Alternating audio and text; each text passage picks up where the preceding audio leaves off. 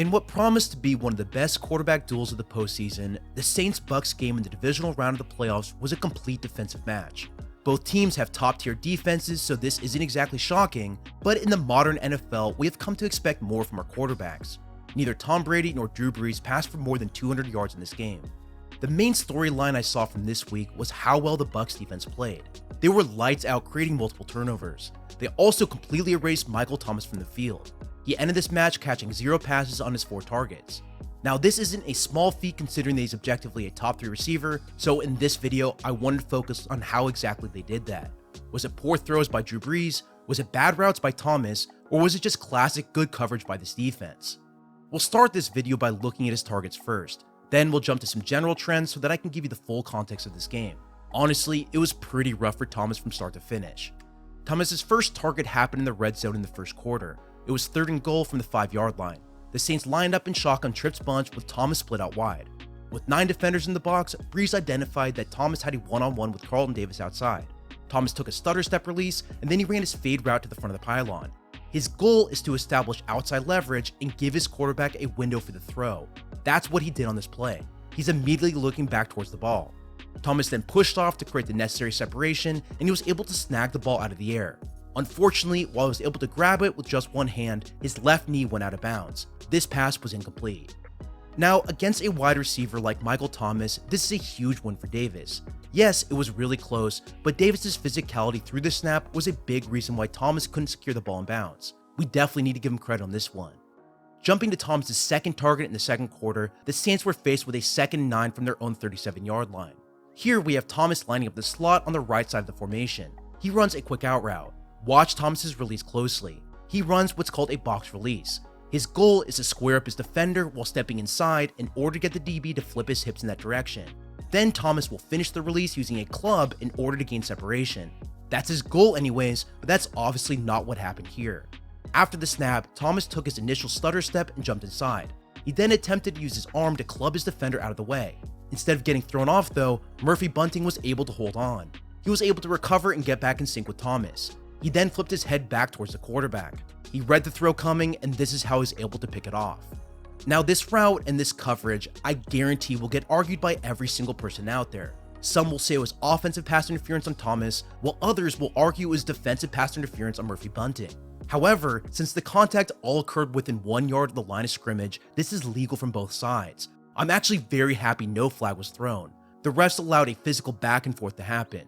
This is premier football in my opinion. We really just need to give credit to Murphy-Bunting for making this play here. Also for not giving up after Thomas almost beat him outside. Let's move on to Thomas's 3rd target. At this point, it was clear this offense wanted to get him involved in the game plan. They designed a play perfect for his skill set.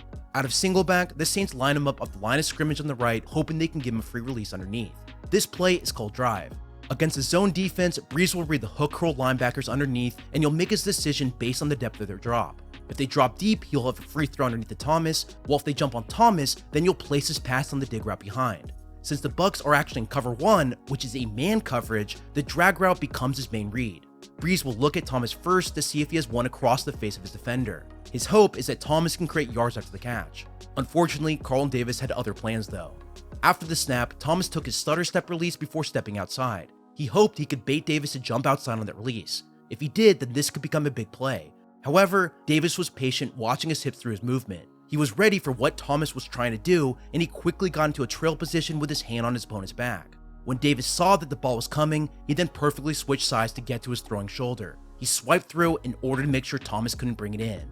Now the ball was placed slightly in front of Thomas, which made this catch more difficult, but Davis's coverage was the big reason why this pass hit the ground. Jumping forward, Thomas's 4th target didn't happen until the middle of the 3rd quarter. Out of shotgun, Thomas lined up with a reduced split on the left side. He sat inside the numbers. Based on the alignment of his defender sitting on his inside foot, it's clear the Bucs were in man coverage on this one. Similar to that last play, they ran cover 1 again. Thomas ran another drag. The Saints were hoping that Davis couldn't make that same play twice. They were almost correct on this one. On this throw, Thomas actually had Davis beat. Since Thomas was more physical off the line of scrimmage, he was able to establish inside leverage more quickly. He gained an ounce of separation. The pass was on target right in front of Thomas, but unfortunately he couldn't bring it in. While the defender was there, I considered this a drop. Thomas had 2 hands on it. Now this play would have gone for a grand total of 4 yards, but at the very least, Thomas wouldn't have been shut out. Now on the official box score, Thomas only had 4 targets. His 5th actually happened with 2 minutes remaining in the 3rd quarter. This one ended up not counting since Jamil Dean at the bottom of your screen was called for an illegal use of hands. Even so, we can still quickly look at this play anyways. On 3rd and 4, the Saints were attempting to run a pick play on the left against the Bucs man coverage. Their goal was to create rubs on the left so that Thomas could run a wheel route to pick up the 1st down. The ball was almost placed perfectly. Brees knew he had to put this outside his target, but he placed it just a foot too far outside. Thomas unfortunately couldn't bring it in. Now, if you go through Thomas's targets, all 5 came against man coverage. It was pretty clear that Brees waited for these opportunities thinking that Thomas could win one-on-one. Unfortunately, Thomas couldn't get open against a stellar defense. Both Sean Murphy-Bunting and Carlton Davis deserve a ton of credit for limiting these plays. Even though it's possible Thomas could have caught 2 of these passes, the drag that he dropped, and potentially the wheel route that I just showed, the Bucs made it damn near possible for him to create anything on those targets. At worst, you're looking at a 10-yard performance. Now the question you may be asking is what happened on his other plays? He's a star receiver, right? There's a good chance he was open on some of his other snaps. The answer to this question is unfortunately not really. Maybe he had some opportunities between zones on a hitch route here and there, but the vast majority of the game, this defense just simply covered him well over the field. For as bad as people think Brees was in this game, Thomas had a pretty awful game too. He barely created any separation on his own. Carlton Davis straight up dominated him all over the field. He was extremely impressive in this one. The thing is that the Saints actually did try to get him the ball. They moved him around a bunch, they sent him on motions, they gave him reduced splits to get easier leverage, they put him in the slot to get matchups against the linebackers and zone droppers, they put him on the sides of bunches to give him free releases, and frankly speaking, they pretty much did everything they could, but the Bucs simply had his number.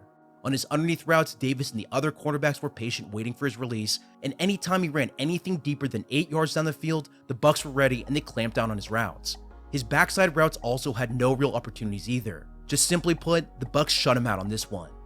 What I just said was honestly surprising as I went through his film.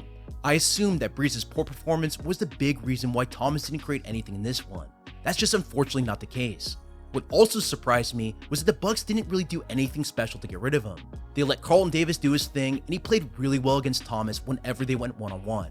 For my tracking, I had the Bucs in man coverage on 58% of their snaps. I had them in zone on the other 42. Their most used coverages in this game were cover 1 and cover 2 man. Meanwhile, they mixed in cover 4 and cover 3 anytime they played zone. Honestly, what I saw was a really well-coached team. They executed their assignments, and it was just a solid defensive performance across the board. To me, that's enough to have a legit shot at making and winning the Super Bowl. The Bucs face the Green Bay Packers next week. If they can do to Devontae Adams what they did to Michael Thomas in this one, I think the Bucs have a really good shot this year. Then, if they beat the Packers, we should have an awesome game against Patrick Mahomes and the Chiefs, or Josh Allen and the Buffalo Bills. Well, that's all I have for you. Thank you so much for watching. I really hope you enjoyed this video. If you did, feel free to hit the like button and also subscribe to my channel as well. Thanks again, and for my latest updates, follow me on Twitter at SamuelRGold.